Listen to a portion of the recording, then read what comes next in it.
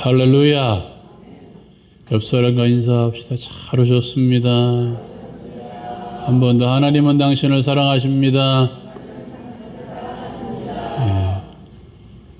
비 오는 날씨에도 불구하고 예배당에 오신 여러분들을 하나님께서 놀라운 은혜로 축복해 주실 줄로 믿습니다. 오늘은 종려주일입니다. 이 종려주일의 시작은 예수님께서 예루살렘 성에 입성하실 때 사람들이 종려나무 가지를 들고 환영했던, 오늘 말씀에도 그런 가지를 들고 환영했던 그 일을 기념하고 감사하며 지키는 절기가 종려주일입니다. 종려주일을 지키는 이유는 이 종려주일을 시작으로 이제 한 주간 동안 고난주간이 계속되기 때문에 하나님의 은혜, 예수 그리스도의 십자가의 은혜를 묵상하는 그 출발을 알리는 주일이 종려주일이기 때문에 종려주일을 지킵니다. 종려나무는 승리와 아름다움의 상징입니다. 예수님께서 입성하실 때 그에게 승리의 나팔을 기대하는 사람들이 종려나무 가지를 들고 찬송했던 그런 날을 기념하는 것입니다. 또 어떤 사람들은 호산나 주일이라고도 말합니다. 왜냐하면 오늘 말씀에도 기록된 것처럼 호산나 다윗의 자손이여 호산나 찬송하리로다라는 이 찬송의 이 메시지 때문에 그렇게 말씀합니다. 사랑하는 여러분, 예수께서 이 예루살렘 성에 입성하시는 그 첫 출발이 메시아로서 첫 출발과도 같은 발걸음이 종려주일입니다. 비록 십자가에 못 박혀 죽으시고 죽으셨지만 결국 죽음의 권세에서 이기고 승리하시는 그 날을 미리 찬송하며 시작하는 게 종려주일의 출발이라고 생각하시면 됩니다. 첫 종려주일에 수많은 사람들이 있었습니다. 말씀 가운데 보면 수많은 사람들, 또 다른 복음서에 보면 이를 대적하는 사람들도 있었고 감사하는 사람들도 있었습니다. 이들의 모습을 통해서 그렇다면 우리는 어떻게 종려주일을 맞이해야 되는지 이 사람들의 모습을 통해서 다시 한번 살펴보고자 합니다. 먼저는 수많은 무리들입니다. 이 사람들은 주님을 환영하는 무리들이었습니다. 한번 읽어볼까요? 8절 9절 말씀, 8절 9절 말씀 같이 읽겠습니다. 시작. 나뭇가지를 베어 길에 펴고 앞에서 가고 뒤에서 따르는 무리가 소리 높여 이르되 호산나 다윗의 자손이여 찬송하리로다. 주의 이름으로 오시는 이여 가장 높은 곳에서 호산나 하더라. 아멘. 10절에 보면 예수께서 예루살렘에 들어가시니 온 성이 소동했다라고 말하고 있습니다. 이 당시는 6월절 기간이었습니다. 그리고 학자들에 의하면 이 6월절 기간에 희생된 양이 약 25만 마리 정도 되었다고 합니다. 이 한 마리에 한 10명 정도만 기준을 잡아도 약 몇 명? 250만 명 정도. 이 당시에 예루살렘 성에 그렇게 모여든 것입니다.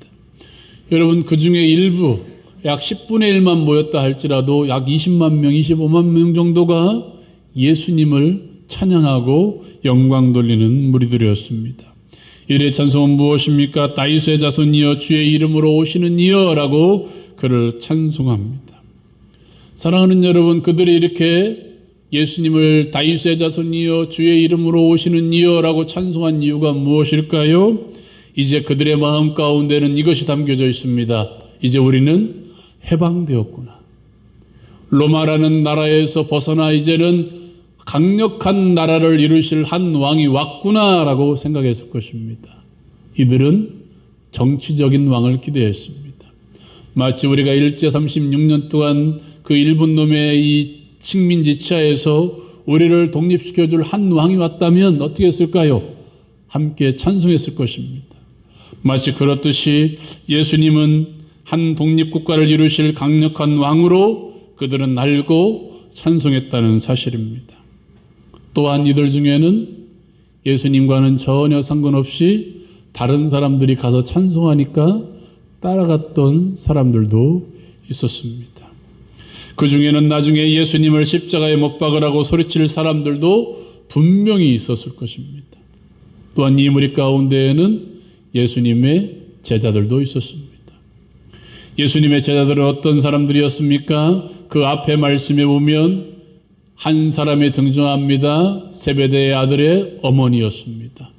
그 어머니가 와서 뭐라고 이야기합니까? 당신이 나라를 이룰 때 내 아들 한 사람은 좌의정에, 내 아들 한 사람은 우의정에, 당신의 옆에서 국무총리가 되고 부총리가 되어서 나라를 다스리게 해주십시오라고 권력을 요구하고 있습니다.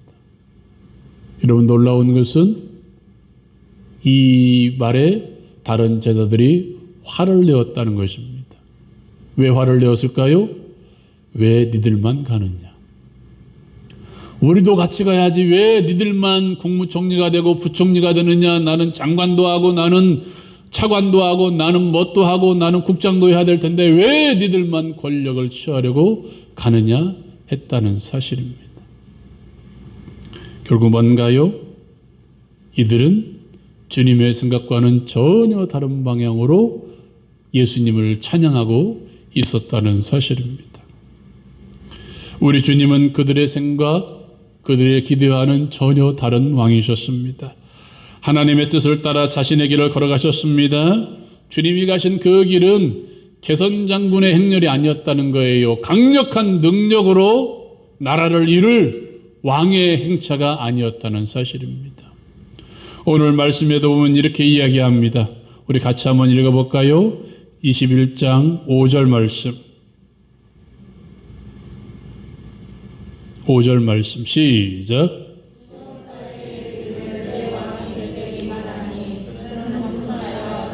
곧 멍에 매는 짐승의 새끼를 탓도다 하라 하였느니라. 아멘. 이 말씀은 4절 말씀에 보면 이는 선지자를 통하여 하신 말씀을 이루려 하심이라 라고 이야기합니다. 선지자를 통하여 하신 말씀이 무슨 뜻입니까? 그가 구약에 예언된 메시아라는 것을 강력하게 우리에게 보여주고 있습니다. 그 일을 어떻게 이루십니까? 십자가의 죽으심으로 이루셨습니다.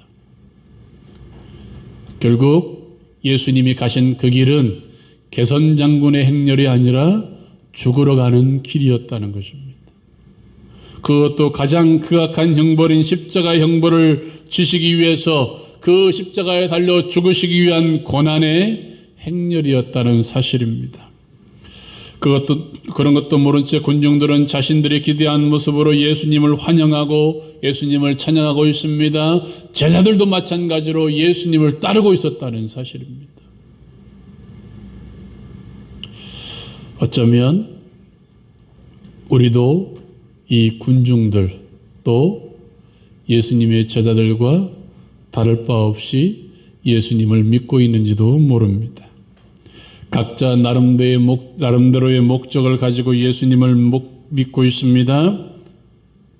내가 원하는 목적대로 예수님을 사용할 때도 있다는 사실입니다. 사랑하는 여러분, 우리는 그것을 살펴보아야 됩니다. 그 목적이 주님이 원하시는 목적인지, 주님이 기뻐하시는 목적인지. 나는 개선장군처럼 신앙생활을 하려야 되는데 예수님의 삶의 모습은 고난의 행렬이었습니다. 종려주일은 고난주간의 시작입니다. 어찌 보면 슬픔과 애통의 시작입니다. 말씀을 이루시기 위해서 나귀를 타고 가시는 예수 그리스도를 기억하시기 바랍니다. 온 우주의 왕이신 예수께서 자신의 사명을 이루시기 위해서 나귀의 새끼를 타고 있습니다. 아무도 타지 않는 나귀의 새끼를 타고 있다는 거예요. 우리는 예수님의 모습을 통해서 그분의 겸손과 그분의 온유함과 그분의 순종으로 가시는 그 길의 모습들, 이것들을 배워야 할 것입니다. 사랑하는 여러분, 또한 이 무리 가운데에는 예수님을 잡아 죽이려는 무리들도 있었다는 사실입니다. 사랑하는 여러분, 예수님께서 공적인 사역을 시작할 때마다 그들과 예수님과 항상 부딪히는 사람들이 있었습니다. 그들은 종교 지도자들이었습니다. 바리새인들, 서기관들, 사두개인들, 율법사들, 제사장들. 그 당시에 종교를 이끌어가던 유대인들을 정치적으로 또 영적으로 이끌어가던 수많은 사람들이 누구와 부딪히는 거예요? 예수와 부딪히는 거예요. 결국 어떻게 합니까? 예수를 잡아내려고 합니다. 사람들을 보내어 그를 꿰려고도 합니다. 이것도 한다니까 결국 어떻게 합니까? 예수님을 죽이려고 모의했다는 사실입니다. 요한복음이라는 성경에 보면 그들은 예수님께서 살리신 나사로까지 죽이려고 했습니다. 왜 그렇습니까? 그가 증인이 되기 때문에, 예수의 능력의 증인이기 때문에 나사로까지도 죽이려고 했다는 사실입니다. 결국 이 종교 지도자들에게는 예수님의 이 예루살렘 성에 입성하시는 그 모습이 미움의 대상이었고 증오의 대상이었고 또 죽이려는 대상이었다는 사실입니다. 예수님께서는 그 당시 전통과 오랜 관습에 묶여있던 그들을 다시 한번 하나님께로 돌리려고 그렇게 노력했는데, 그들의 잘못된 관습마다 예수님께서 고쳐주시고 충고하시고 돌이키려고 노력했는데, 그들은 오히려 자신의 자리를 뺏으려고 한다는 생각으로 예수님을 죽이려고 힘을 다한 것입니다. 수많은 군중들, 종교 지도자들, 이들의 모습을 통해서 볼 때 예수님을 제대로 알고 환영한 사람들은 한 사람도 없었습니다. 예수님께서 예루살렘 성에 입성하시는 이 일을 누구도 제대로 이해하고 바라봐주는 사람은 한 사람도 없었다는 사실입니다. 그럼에도 불구하고 예수님께서는 예루살렘 성에 입성하셨습니다. 누가 인정하지 않을지라도, 누가 바라봐주지 않을지라도 예수님께서는 그 길을 그대로 가셨다는 거예요. 누구의 칭찬이 없었을지라도, 누가 손가락질 할지라도, 누가 나를 죽일지라도 불구하고 예수님께서는 그 길을 묵묵히 걸어가셨다는 사실입니다. 사랑하는 여러분, 그렇다면 우리는 이 종료주의를, 더 나아가 이 고난주간을 어떻게 보내야 하겠습니까? 이제 진짜니까 눈 뜨고, 이제 눈 뜨고 저를 보고, 지금부터는 졸면 안 돼요. 잘 들으세요. 우리가 먼저 알아야 할 것은, 그래도 이 행렬의 주인공은 누구다? 예수 그리스도다. 그것이 다른 사람이 환영하지 않든 환영하든 예수님께서 그 길의 중심에 서 있고 예수님이 주인공이라는 사실입니다. 그렇다면 우리는 뭐부터 알아야 됩니까? 예수님이 누구인지 정확하게 알고 있어야 돼요. 단순히 묵묵히 교회에 나와서 다른 사람이 예배한다고 예배하는 것이 아니라, 다른 사람이 뭐 한다고 뭐 하는 것이 아니라, 내가 정확하게 예수가 누구인지 알고 예수가 누구인지 믿고 따라야 된다는 사실입니다. 눈 뜨고, 은혜 안 받아도 되니까 눈 뜨고,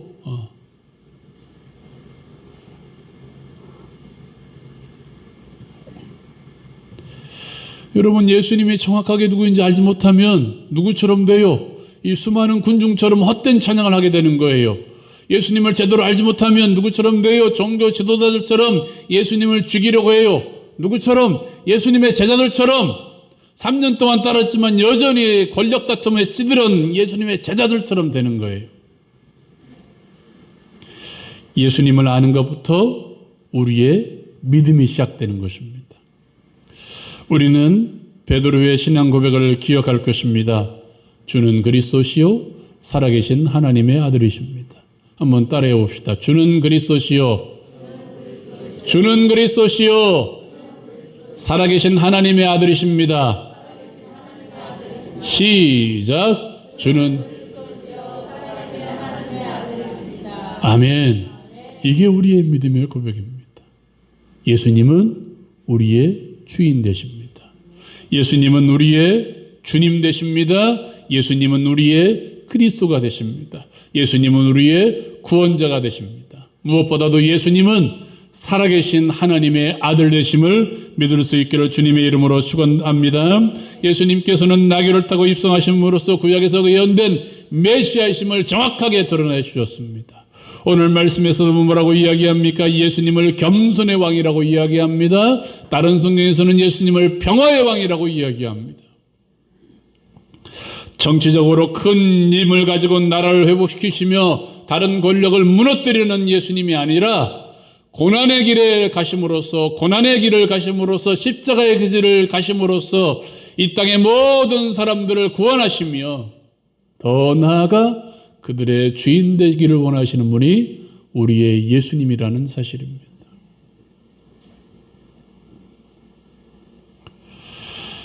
사랑하는 여러분, 우리의 믿음의 고백이 예수님은 나의 구원자이십니다. 예수님은 나의 주인 되시며 예수님은 살아계신 하나님의 아들 되십니다.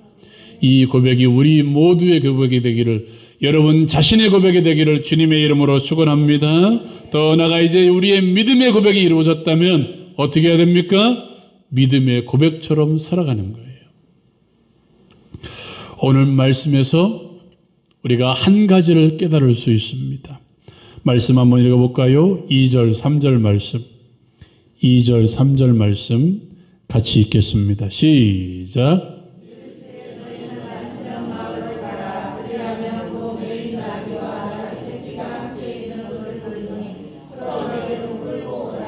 만일 누가 무슨 말을 하거든 주가 쓰시겠다 하라. 그리하면 즉시 보내리라 하시니라. 아멘. 만일 누가 무슨 말을 하거든 주가 쓰시겠다 하라. 주가 쓰시겠다 하라. 사랑하는 여러분, 이 말에 나귀의 주인은 두말하지 않고 나귀를 풀어주었습니다. 사랑하는 여러분, 그 주님께서 우리에게도 틈틈이 말씀하십니다. 주가 쓰실 것이다. 주가 너를 쓰겠다. 내가 너의 모든 상황을 쓰겠다라고 말씀하십니다.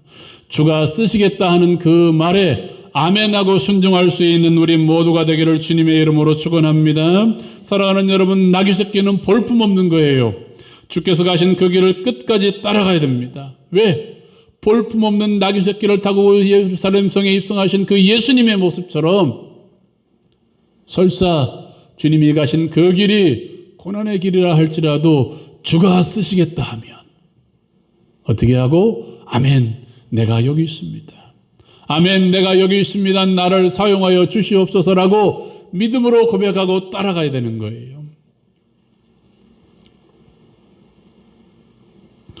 사랑하는 여러분, 각자의 목적을 가지고 예수님을 맞이했던 수많은 사람들은 그들은 자신의 목적대로 예수님께서 가시지 않자 모두 떠나버리고 도망가 버렸습니다. 예수님의 제자들마저도 뿔뿔이 흩어졌습니다. 더 놀라운 것은 그렇게 다윗의 자손이여 주의 이름으로 오시는 이여 호산나 찬송했던 그 수많은 무리 가운데 어떤 사람들은 저 사람을 십자가에 못 박혀 죽게 하십시오라고 사형언도를 내린 사람들도 있었다는 사실입니다. 그럼에도 불구하고 그분이 십자가의 길을 가셨지만 그 길을 끝까지 따라간 사람들도 있었습니다. 예수님께서 가신 그 길을 같이 걸어갔던 사람들, 니고데모, 아리마대 요셉, 그 여인들, 막달라 마리아와 많은 여인들,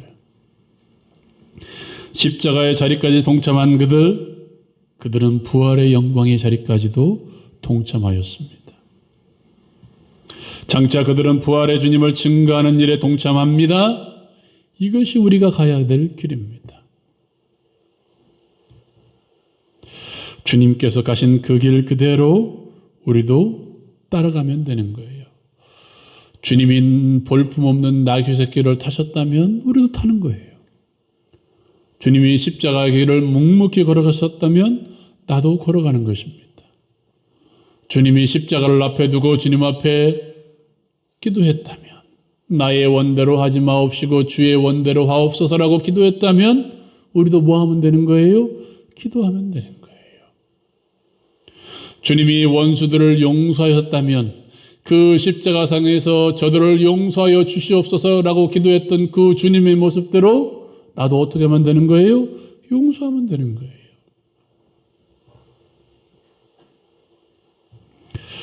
고난주간을 맞아서 이 주님이 가신 그 길 그대로 주님의 은혜에 동참하고자 한 주간 동안 저녁 기도회를 가지려고 합니다. 다 동참할 수 있기를 주님의 이름으로 축원합니다. 함께 십자가를 묵상합시다. 함께 십자가를 묵상하며 그 가운데 기록된 하나님의 은혜를 발견합시다. 하나님의 뜻을 발견합시다. 그 길 그대로 나아갑시다. 사랑하는 여러분, 여러분은 어느 행렬 가운데 있습니까? 뭔가 큰 은혜만을 기대하며 이 땅에서 높아질 것만을 기대하며 찬송했던 예수님의 제자들, 수많은 군중들의 무리 가운데 있습니까? 아니면 자신의 목적이 이루어지지 않자 예수님을 십자가에 못 박혀 죽게 하라고 소리쳤던 그 무리 가운데 있습니까? 우리가 가야 될 길은 예수님이 가신 그 길 그대로입니다. 볼품없는 나귀 새끼를 타시고 십자가를 지려고 묵묵히 걸어가셨던 그 길. 그 길 끝에 영광이 주어집니다. 그 길도 가지 아니하고 영광만을 취한다면 우리는 잘못된 신앙생활을 하고 있는 것입니다. 주님이 가신 그 길, 믿음의 주요 온전케 하시는 예수님만 바라보며 우리를 기다리고 있는 수많은 증인들이 있음을 기억하며 교태를 향하여서 주님이 가신 그 길을 주께서 쓰시겠다 하면 주님이 가신 그 길을 묵묵히 따라갈 수 있는 우리 모두가 되기를 주님의 이름으로 축원합니다. 사랑하는 여러분, 이 시간 우리 함께